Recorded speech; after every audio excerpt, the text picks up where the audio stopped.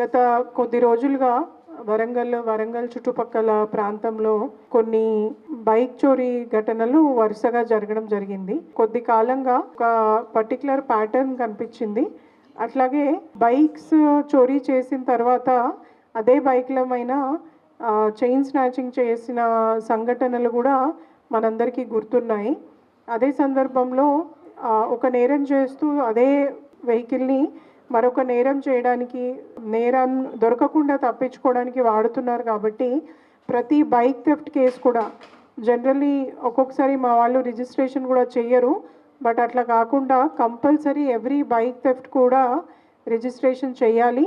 అలాగే వెంటనే కూడా సీసీ కెమెరాస్ ఎక్కడెక్కడైతే ఉన్నాయో వాటిని చెక్ చేస్తూ డిటెక్ట్ చేయడానికి ప్రయత్నించాలి. అప్పుడే మనకి స్నాచింగ్ కేసెస్ కూడా తగ్గే అవకాశం ఉంటుందని గమనించి డీసీపీ సెంట్రల్ జోన్ కవిత ఆధ్వర్యంలో, అట్లాగే ఏసీపీ క్రైమ్స్ సైదయ్య ఆధ్వర్యంలో ఒక స్పెషల్ టీమ్స్ ఫామ్ చేయడం జరిగింది. స్పెషల్ టీమ్స్ అన్ని గత కొద్ది రోజులుగా జరిగిన బైక్ కేసెస్ అన్ని కూడా అనలైజ్ చేయడము, టెక్నికల్ ఎవిడెన్సెస్ అన్ని సేకరించడం ద్వారా దొంతుల ప్రశాంత్ కుమార్ అట్లాగే దుర్గం సాయి కార్తిక్ వీరిద్దరూ కూడా మంచిర్యాల జిల్లాకి సంబంధించిన వాళ్ళు. వీరిద్దరు కూడా గతంలో 1-2 సార్లు ఇట్లాంటి నేరాలు చేసి బైక్స్ని చాలా తక్కువ ధరకి బైక్ని చోరీ చేయాలి, అట్లాగే చాలా తక్కువ ధరకి దాన్ని అమ్మేసి ఆ డబ్బులు ఖర్చు పెట్టాలి, తర్వాత మళ్ళీ ఇంకొకటి చేయాలి అన్నట్టు దాన్ని ఒక ఉపాధిగా ఎంచుకొని వీళ్ళు చేయడం జరిగింది. నా తనిఖీల్లో ఒక పల్సర్ AP 36 AY 4700 అలాంటి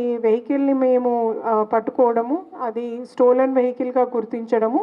ఆ తర్వాత ఫర్దర్ ఇంటరోగేషన్లో వాళ్ళు వరంగల్లో 8, కరీంనగర్లో 9, రామగుండంలో 3, సిద్దిపేటలో 2, హైదరాబాద్లో 3, రాచకొండలో 1, భూపాల్పల్లిలో 2, మొత్తం 28 బైక్స్ ఇదే ఎమ్మోతో చోరీ చేసినట్టు మా దృష్టికి రావడం ద్వారా ఈరోజు వారిని రిమాండ్ చేసి జైలుకి కూడా పంపించడం జరుగుతుంది.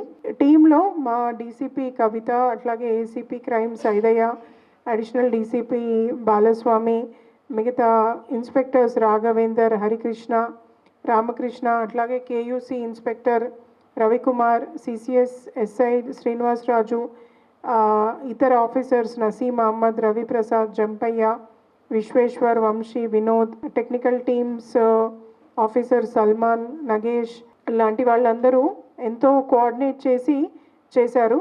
సో ఈ సందర్భంగా అందరికీ కూడా ప్రజలందరికీ మరొక్కసారి మీరు బైక్స్ ఫస్ట్ పాయింట్ బైక్స్ పోవడం అనేది నార్మలే అని తీసుకోకూడదు.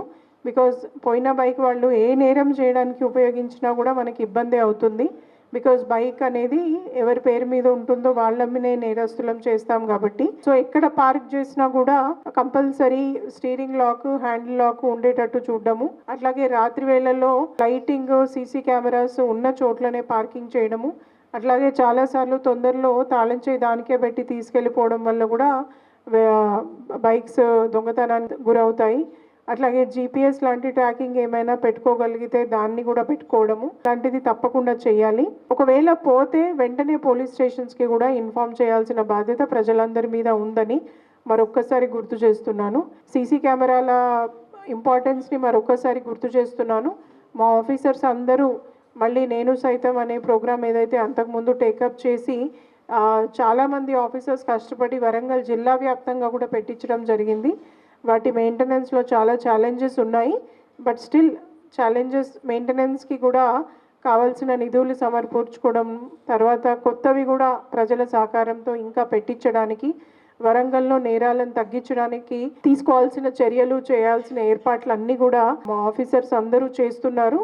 ఈ సందర్భంగా మరొకసారి మా ఆఫీసర్స్ అందరికీ ఈ నేరాన్ని డిటెక్ట్ చేయడంలో ముఖ్య పాత్ర వహించిన మా ఆఫీసర్స్ అందరినీ మరొక్కసారి పేరు పేరున అభినందిస్తున్నాను. Thank you.